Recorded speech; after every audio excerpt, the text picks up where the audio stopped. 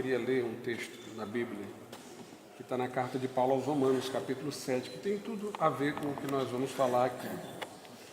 Não é o momento em que Paulo descobriu a profundidade da graça, mas o momento em que ele descobriu a profundidade da sua corrupção, o que obviamente nos leva à graça.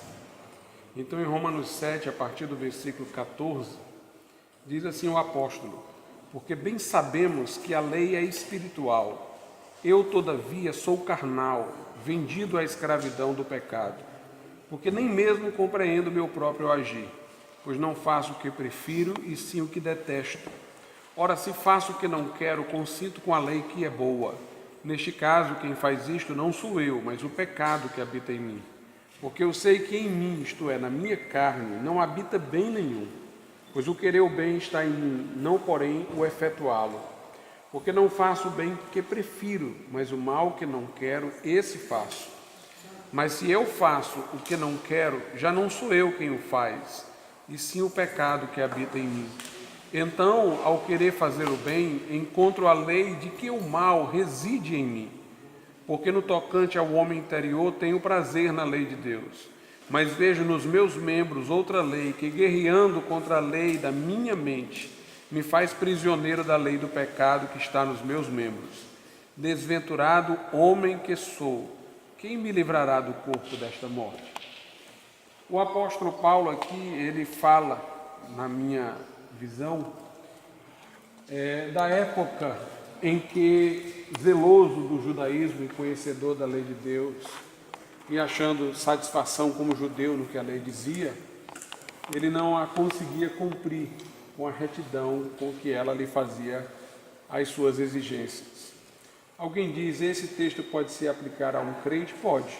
A um crente que tenta se levantar do pecado com as suas próprias forças. Ele, se não for pelo Espírito, vai ter essa experiência dolorosa aqui de que fala o apóstolo.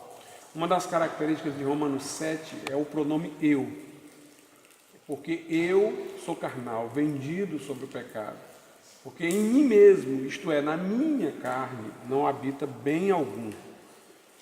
Quem me livrará do corpo desta morte? Me livrará. Toda hora em Romanos 7, Paulo fala do eu, da situação do homem em sua condição natural. Romanos 8 é um texto de esperança, porque vai dizer que a lei do Espírito e vida em Cristo Jesus nos livra da lei do pecado e da morte. E Romanos 8 tem uma outra palavra-chave, é o Espírito. Nós não vivemos segundo a carne, mas segundo o Espírito. Quem pelo Espírito mortifica as obras do corpo, vive. Então, o incrédulo que não tem o Espírito, ou o crente que tem o Espírito, mas tenta se aperfeiçoar, como diz Paulo aos Gálatas, pela carne, pela força própria, ele depara-se com a experiência de Romanos 7. Revela-se a sua incapacidade de viver em obediência. E até mesmo nós, na medida em que andamos no Espírito, nós não satisfazemos a cobiça da carne, como diz Paulo em Gálatas capítulo 7, mas não vigiando episodicamente poderemos estar saindo do Espírito e necessitando voltar pelo arrependimento e através da reconciliação com Deus, a comunhão plena com o Senhor. Mas Lutero passou por essa experiência. Ele era um homem que, como disse eu, por sua educação severa recebida de seus pais, já percebera o rigor das leis, dos mandamentos. Ele, pelas penalidades que recebeu de sua família, quando infringia alguma orientação paterna, já pôde reconhecer que violar uma lei tem consequências. E ele foi educado para fazer direito. Seu pai fez um esforço econômico, uma economia muito grande para tal, enviou-o para estudar com os irmãos da vida comum, depois para estudar em outro lugar melhor, e finalmente ele foi encaminhado para concluir um bacharelado em filosofia e tornar-se mestre em artes. Daí ele foi para o direito, iniciando o seu curso para se formar em direito, ser um advogado, que era o que gostaria o seu pai que ele fosse. Ele teve aquela experiência que já mencionei, da tempestade, dos relâmpagos, com antecedentes de um acidente que ele sofrera, de mortes entre parentes, e ele ali fez um voto a Santa Ana, de que se ele fosse preservado vivo, ele então entraria no mosteiro, se consagraria à vida monástica. Pensava ele que este seria um caminho melhor para a sua própria salvação. É curioso que ele não tenha ido ao mosteiro como um religioso que quer se preparar para, digamos assim, ajudar outros. Mas ele queria ajudar a si mesmo. Ele queria encontrar a sua própria salvação no monastério. E foi extremamente rigoroso nas penitências, né, nas devoções que o mosteiro apregoava. Ele chegou a dizer: se algum monge foi para o céu por causa do rigor com que obedecia à sua ordem monástica, ele disse: eu teria ido naquele tempo, porque ele fala de como ele se esforçou, jejuou, se açoitou. O seu líder espiritual, o seu superior na ordem dos agostinianos, Staupes, lhe falou da misericórdia de Deus. Ele disse: olha, Deus é misericordioso, Deus não quer isso daí. Mas apesar de Staupes falar com ele sobre a misericórdia de Deus, não deu o caminho para encontrar essa misericórdia. Falou da misericórdia como um agostiniano, ressalta a importância da graça, né? Mas não lhe fez saber o caminho de acesso a esta graça. Então a angústia de Lutero continuou, né? Ele foi ordenado depois ao sacerdócio. Nem todo monge necessariamente era um sacerdote, e nós até estivemos lá na igreja onde ele recebeu, né, a ordenação. E na hora de consagrar a hóstia, acreditando ele que o sacerdote tinha o poder de, por aquele ato, vê-la transubstanciada no corpo de Cristo, ele tremeu, chegou a derramar até um vinho por fora do cálice, porque ele sentiu a sua indignidade para uma tarefa tão elevada na sua concepção. Toda essa angústia de Lutero fez com que, como ele disse, o pai da sua teologia viesse a ser o diabo, né?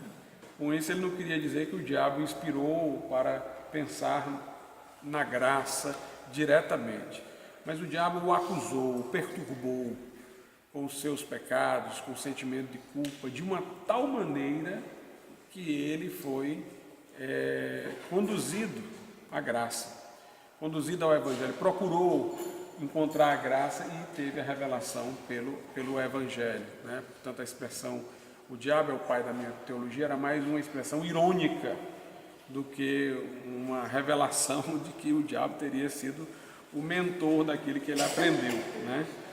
Mas ele quis dizer que, acusado, sob o peso da acusação que Satanás lhe fez, ao contrário do que o diabo queria, que era o seu desespero, ele foi encontrar refúgio na graça, né? O conhecimento da lei para Lutero foi como esse conhecimento que Paulo teve, diferente do conhecimento dos fariseus. Os fariseus conheciam a lei de uma maneira equivocada, interpretavam-na de maneira a reduzir o seu rigor, para que eles pudessem se colocar como cumpridores dela, e eles se orgulhavam de serem cumpridores da lei. Mas Jesus disse que a justiça dos fariseus não era suficiente. Chegou até a dizer que se os seus discípulos não tivessem uma justiça que excedesse a dos fariseus, não podiam jamais entrar no reino de Deus, porque os fariseus interpretavam a lei só como mandamentos exteriores, e a lei dispunha sobre atitudes interiores, né? Paulo diz em Romanos capítulo 7 que ele conheceu o pecado através de um mandamento da lei. Ele, como fariseu, tinha aquela mesma visão de se sentir um irrepreensível, mas tem um mandamento da lei que, se você não se convencer de pecado por nenhum outro, você se convence por ele. Está lá no final do Decálogo, em Romanos 7,7, Paulo diz: eu não conheceria o pecado se a lei não me dissesse, não cobiçarás. Esse mandamento não fala do que você faz ou deixa de fazer, fala do que está no seu coração, da cobiça. Jesus diz que os fariseus eram como sepulcros caiados, por fora pareciam bem direitinho, mas por dentro tinham um corpo em decomposição, cheirava mal, né? E Lutero não era um homem que vivia uma vida desregrada, pelo contrário, era um monge extremamente devoto, mas um homem sinceramente honesto para conhecer o seu coração e conhecer a cobiça. Quando ele fala da cobiça, muita gente imagina logo coisas sexuais, né? Nós estamos numa época muito freudiana, em que se imagina que quando alguém fala que luta contra o pecado, ele está lutando contra pecados sexuais e tal, não sei o que mais. Lutero dizia que não era essa a sua tentação principal, não. Veja só, ele dizia que a tentação principal da cobiça dele era de se orgulhar por alguma coisa boa que tivesse feito. Aí ele se sentia culpado imediatamente depois de ter feito uma boa obra. Ele se sentia gratificado por tê-la cumprido e ele se sentia, digamos assim, na visão dele, orgulhoso. Então ele fala que essa cobiça aí tinha uma diversificação de expressões e a maioria delas estava até dentro do âmbito religioso, não dentro do âmbito da devassidão. Então ele era um homem extremamente introspectivo e conseguiu ver o seu pecado. C.S. Lewis diz uma coisa muito, muito interessante no seu livro, Cristianismo Puro e Simples. Ele diz: os homens mais santos sempre se acharam os mais pecadores. Paulo diz: Jesus veio para salvar os pecadores, dos quais eu sou o principal. E ele disse: a razão é muito simples. O homem vulgar, desinteressado por questões espirituais, ele não vê o seu pecado porque ele não está preocupado em ser perfeito. Mas é o homem que está preocupado em ser perfeito que vê os seus pecados. Se, por exemplo, nós entramos aqui e nós não somos aqueles responsáveis por limpar essa igreja, a gente quase não vai perceber que ela tem inúmeras manchas. A gente pensa que está tudo branquinho, porque a gente não está atrás de notar isso. Mas se você chamar aqui a pessoa que vai fazer a limpeza, olha, você vai lá olhar se tem alguma coisa manchada para poder fazer uma nova pintura e tal. Esse daí vai encontrar coisa em todo canto, né? É igual a mecânico, encontra tudo no nosso carro. Até o que não tem. Até o que não tem, né? Ou então o médico, né?